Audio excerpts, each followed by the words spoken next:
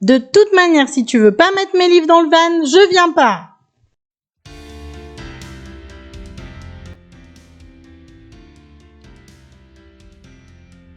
Salut les petits curieux et bon dimanche. La semaine prochaine, on vous montrera notre van tour final. Alors surtout, n'oubliez pas de vous abonner, d'activer la petite cloche pour ne rien louper. Laissez aussi un max de pouces bleus et de commentaires pour nous soutenir. Ça y est, le départ approche et on continue cette semaine à vous faire visiter nos placards. La semaine dernière, on vous partageait l'intérieur de nos placards à vêtements, de nos placards à chaussures. Cette semaine, on vous emmène plutôt dans les placards où on range la vaisselle, la nourriture qu'on emmène. En gros, comment on utilise le moindre petit espace de notre van pour se sentir bien en vacances et pour être sûr de ne manquer de rien. Je peux vous dire que parfois c'est un sacré casse-tête, mais en tout cas, on s'y sent vraiment bien dans notre van. Allez, vous nous suivez? Allez les petits curieux, je vous retrouve cette semaine pour vous montrer les différents aménagements de notre van. La semaine dernière, on a parlé de tout ce qui était linge de lit, vêtements, couverture et autres. Et cette fois-ci, on va montrer plutôt tout ce qui est objets, nourriture, comment on range ça, comment on organise ça. Donc voilà, je vous laisse me suivre. Mettez des petits commentaires si vous avez des questions, si vous auriez fait autrement, si vous trouvez qu'il y a des choses qu'on fait pas très bien ou qu'au contraire qu'on fait bien. Allez-y, notez-le. Vous savez que c'est en interagissant sur notre chaîne que nous, ça nous permet d'avoir de la visibilité. Donc je compte vraiment sur vous. Allez, donc on commence. C'est peut-être pas la chose la plus importante, quoique pour nous si. Les livres. Alors là, on a tous les livres des enfants. Alors pas tous, il y en a même ailleurs. Mais en tout cas, voilà, les livres qui sont un peu plus grands en taille, on les a rangés là. Ça met un peu de couleur en plus dans le van. Et puis c'est surtout super pratique pour les enfants. Ils grimpent sur le lit, ils s'installent, ils lisent. Voilà, il y aura peut-être des livres à nous aussi qui seront... Alors nous, on en a un peu moins parce que les romans, surtout maintenant qu'on a 2 enfants, on a quand même moins le temps d'en lire en vacances. Mais du coup, moi, je sais que j'en ai mis deux romans de poche à moi devant dans la capucine qui est tout devant. Mais donc voilà, là, on a les livres des enfants. On en retrouve également, hop, dessous. Donc comme je vous l'avais dit, là, les 2 espaces avec les niches, ce sont pour les enfants. Pour leurs livres, pour leurs jouets. Voilà, ce dont ils ont envie. Donc là-bas au fond, on voit les livres. Et puis, on retrouve quelques jouets ici. On va retrouver des jouets également dans les 2 boîtes blanches. Alors, on ne les voit pas très bien. Si, on les voit mieux par là. Donc, on a 2 boîtes blanches, là, en petite moumoute polaire, qui permettent de ranger les jouets. Et les enfants peuvent y accéder facilement. Hop, on referme. On ouvre, c'est nickel. Et celui de là-bas au fond est celui d'Eléa parce que c'est celui...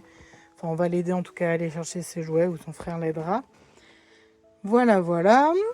Donc, on avait déjà parlé de ce rangement-là au milieu qui est pour les chaussures. Oups, on en a déjà un peu plus. On a donc les baskets d'Henri et les bottes des enfants. Sous ce rangement-là, on trouve une petite poubelle. Et on va trouver des bidons d'eau. Mais oui, parce qu'on ne boit pas l'eau de notre van. On n'est pas équipé pour boire l'eau du van. Du coup, voilà, on n'est pas très écologique. On en est conscient. Mais en tout cas, les gros bidons nous évitent d'acheter des petites bouteilles tout au long de la journée. Le matin, on remplit nos gourdes.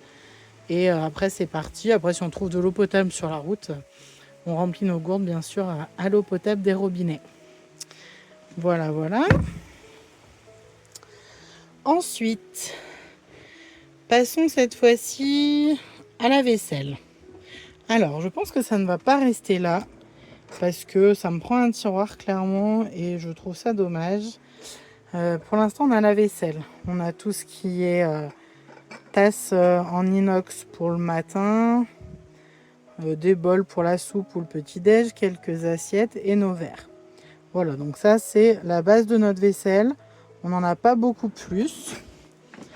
On a, hop, juste au-dessous, des couverts, un chacun, quoi, on va dire, quelques ustensiles de cuisine, sel, poivre, cannelle qui sont ce qu'on utilise le plus au quotidien, quelques briquets si besoin et des Kinder Chocolat. Je sais pas si j'ai le droit de faire de la pub, mais c'est les restes de Pâques, donc voilà, ils sont ici. Ensuite, en vaisselle encore. Alors, en vaisselle, on retrouve ici la popote, donc la casserole et la poêle à gauche. Au-dessus, un petit presse-agrumes. Il pleut beaucoup ici aujourd'hui.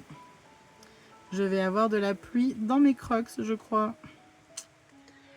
Bref, revenons à la vaisselle. On a un petit mixeur blender qui nous sert pour faire parfois des pancakes, pour faire des smoothies si on veut, du houmous. Voilà, et puis on a une petite théière rétractable qui permet de faire chauffer l'eau quand même beaucoup plus rapidement. Alors c'était valable, on va dire, quand on était qu'au gaz. Maintenant, hop, qu'on a notre plaque à induction, ça chauffe quand même très très vite l'eau. Donc bon, voilà, c'est un peu à voir. C'est toujours pareil, on en emmène trop, je pense. On essaye d'épurer au fur et à mesure des mois de voyage, mais il en reste toujours trop. Et ici, on a une première réserve de nourriture.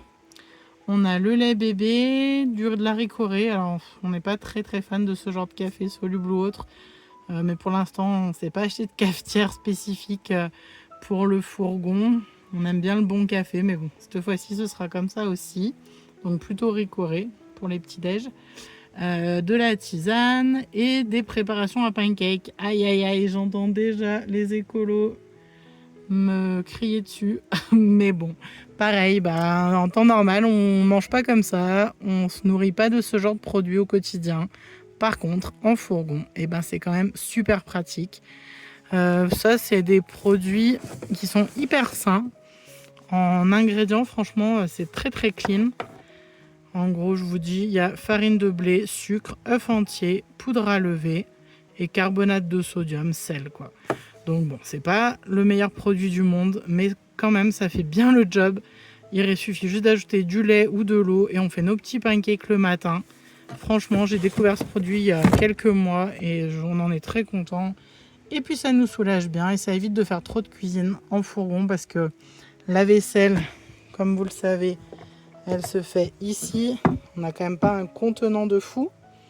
Pareil pour l'eau, hein. Je vous rappelle qu'en bidon, pour le coup, on est plutôt écologique, hein, puisqu'on se contente de bidons de 16 litres. Donc voilà. En gros, on ne se fatigue pas à faire trop de vaisselle quand même. Enfin, on se fatigue pas. C'est pas une question de fatigue, c'est plutôt une question d'économie de l'eau de notre fourgon pour le coup. Donc voilà, on utilise quelques raccourcis qui sont pas très écologiques, mais qui ont quand même des compos qui sont assez clean. Alors là, on a ce liquide vaisselle, d'ailleurs, je vois, mais c'est pas celui-ci normalement qui va dans le fourgon, puisque dans le fourgon, on fait tout au savon de Marseille. Voilà, parce qu'on, pour le coup, on évite de polluer au maximum. Donc on trouve des savons naturels juste au-dessous de moi. Alors, c'est pas le plus simple à vous montrer. Du coup, voilà, on continue sur la catastrophe écologique. Alors tiens maman, si tu passes par là, c'est ça dont je te parlais. Alors ça reste quand même des produits bio, hein, qui sont certes pas écologiques du tout parce que quand même dans des contenants en plastique, bien que voilà quoi, on est toujours, je pense qu'il faut toujours être dans la mesure quand on fait les choses. Là aussi sur la liste d'ingrédients, hein, on est quand même hyper clean, de l'eau, des lentilles vertes, de l'huile tournesol, sel, ail. Donc voilà, franchement les ingrédients sont clean. Le seul défaut, oui, c'est que c'est dans des petits sachets en plastique. Et j'en ai une sacrée quantité en effet parce que pour toute la durée du voyage, le but c'est notamment les soirs de pouvoir se faire à manger. Voilà quoi, c'est quand même un côté hyper pratique. Il y a du riz, du quinoa, des raviolis. Voilà, pareil, en temps normal on se nourrit jamais de ce genre de choses, sauf exceptionnellement quand on est vraiment à la bourre, on prend du riz parfois comme ça qui est déjà tout fait.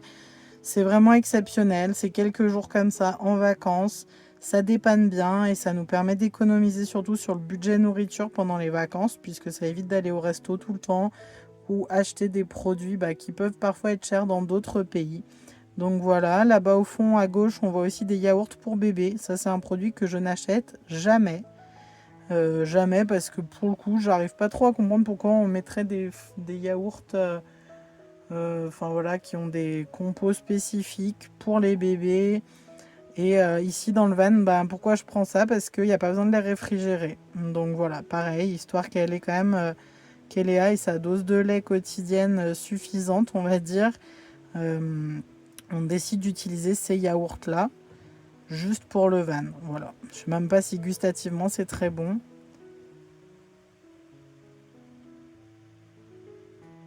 On trouve ici également quelques réserves au fond, des boîtes de conserve, des tomates séchées et puis quelques bouteilles de gaz pour notre plaque gaz qu'on utilise aussi à l'extérieur dans le van. Voilà. En bas, ils n'y sont pas encore mais prendront place d'autres réserves, des céréales pour les enfants. Qu'est-ce qu'il y aura d'autre? Des noix, noisettes, oléagineux, pardon, puisqu'on en mange pas mal au goûter.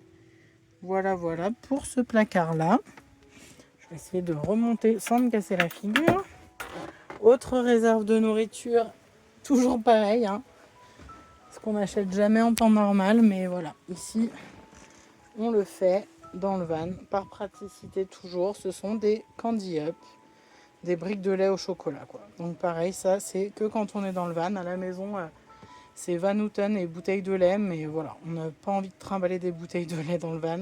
Pour les réfrigérer, ben, vous savez qu'on n'a que la glacière au fond, là. Donc ça reste quand même hyper compliqué. Hop, je fais une lettre pour la glacière au fond. Et puis on trouve des pommes potes. Alors les pommes potes, là, bah pareil, à la maison on en a rarement. Mais là, bah, on en a parce que voilà, c'est pratique. Je crois que je vais vous lâcher quelques minutes parce que c'est en train de tremper tout le van. Donc on va vite sécher tout ça.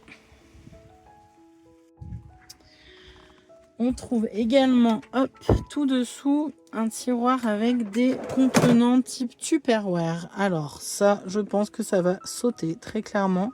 Et j'aurais tendance à dire que je pense que la casserole qui est ici va aller en bas. Il faut savoir faire des économies en van de place. Donc je pense que ça, on va peut-être en garder juste un petit, mais le reste, tant pis.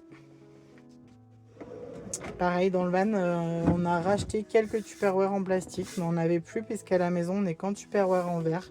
Mais dans le van, c'est juste pas envisageable en fait. Ici, on retrouve les réserves de papier toilette, sopalin, quelques lingettes nettoyantes si besoin, de la lessive, du décolore stop qui permettront de faire des lessives. Alors, je connais pas les Pays-Bas, je sais pas si dans leur lavomatique les lessives sont déjà inclus ou pas. Voilà, voilà.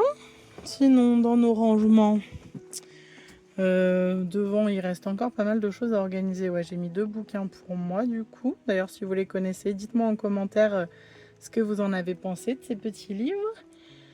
Il y a les cales là devant et puis la bâche pour le pare-brise avant. Donc pareil, on verra. Ah ouais, un truc un peu gros qu'on emmène, c'est la barrière de lit.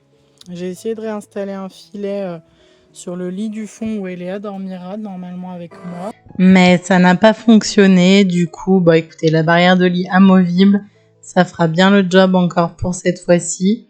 Et puis cet été, peut-être qu'elle en aura plus besoin ou on verra. Sinon, on reprendra la même chose. Merci de nous avoir suivis encore dans cette vidéo. N'oubliez pas de vous abonner, de liker et de commenter. Et on se retrouve très vite. Ciao!